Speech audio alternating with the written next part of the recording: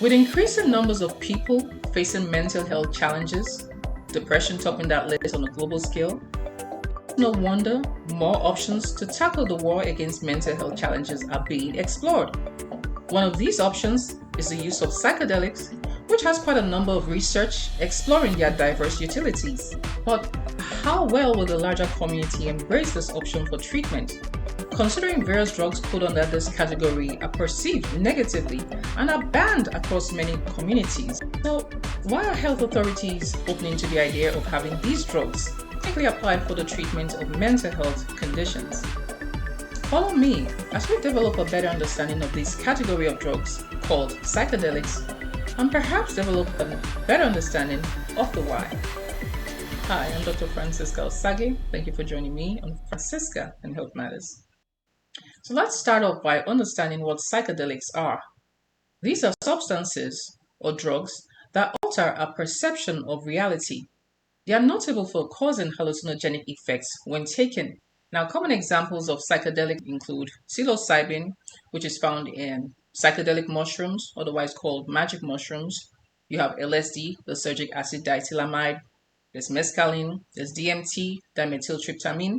Now, MDMA, commonly called Molly or ecstasy, has properties similar to the above mentioned psychedelics. However, it's not a typical psychedelic. It is seen as a stimulant that has hallucinogenic effects, and its use is also being explored for treatment of conditions such as PTSD. And although it's used for treatment of post-traumatic stress disorder, PTSD, was recently rejected by the FDA in the US, citing safety concerns among other reasons.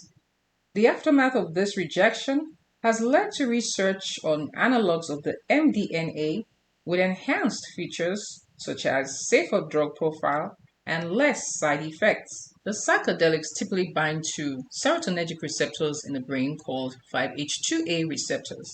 For those conversant with serotonergic receptors, you will recall these receptors are the targets of serotonin. Serotonin is a chemical regarded as a neuromodulator, capable of regulating activities of other neurons in the brain. The effects of serotonin are numerous, but mostly recognized are its effects on the regulation of mood and other experiences such as feelings of pleasure, motivation, satisfaction, making this chemical a target in the composition of antidepressant agents. Hence, you have the class of drugs known as selective serotonin reuptake inhibitors, the SSRIs, known to increase serotonin activity in the brain.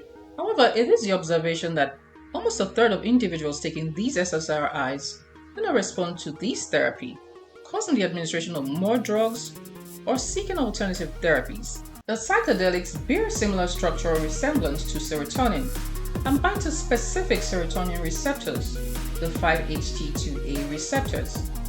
These interactions cause nerve cells to establish increased connectivity among themselves, which can cause some changes in brain structure and function, a feature termed neuroplasticity. Their influence on brain activity causes alterations in perception, causing a depersonalization and derealization experience.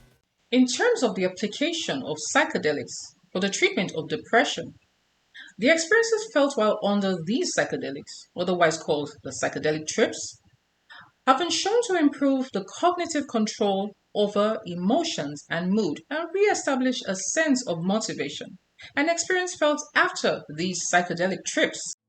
Psychedelics are beginning to gain recognition for treatment of depression, especially for those who have not responded to standard treatment. In other words, those said to have treatment-resistant depression.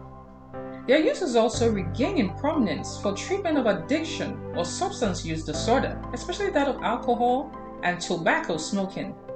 The psychedelics are used adjunctively with psychotherapy.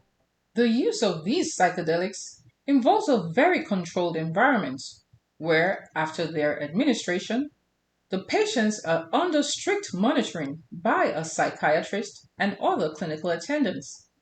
The patient then undergoes what is called a psychedelic trip, a highly regulated and monitored experience.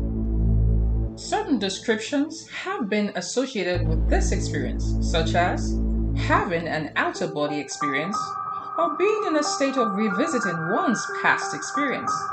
The whole encounter is set to reset the cognitive perception on mood, among other experiences. It is important to note that these psychedelic trips are under close monitoring, having the presence of an experienced psychiatrist. And yes, there are supporting research studies on some psychedelics such as psilocybin showing improved outcomes with treatment of depression. But these drugs are not new to the scene.